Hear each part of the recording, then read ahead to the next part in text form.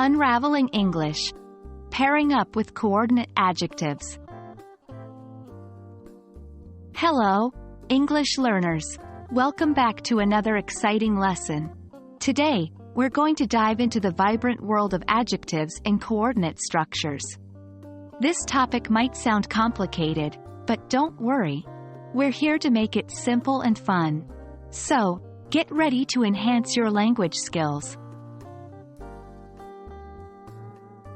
Adjectives are words that describe or modify other words in a sentence. Now, coordinate adjectives are two or more adjectives that equally and separately modify the same noun.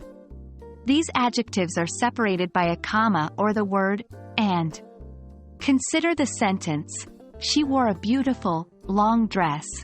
Here, beautiful and long are both equally describing the noun dress.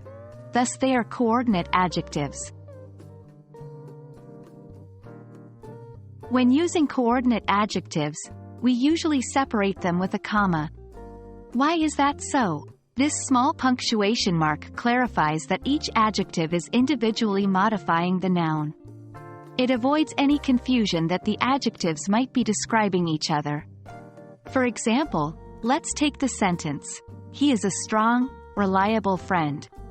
Here, strong and reliable are both describing the friend, not each other. The comma separates these adjectives and helps maintain clarity.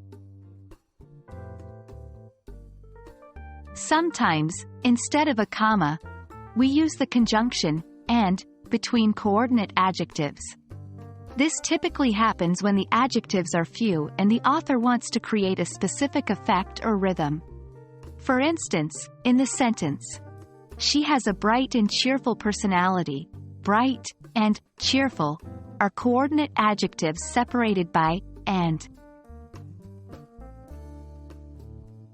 Not sure if you're dealing with coordinate adjectives? There's a simple way to check. The and comma test. If you can replace the comma between two adjectives with and, or if you can reverse the adjectives and the sentence still makes sense, they're likely coordinate. Let's take the sentence, he gave a deep, resonating speech.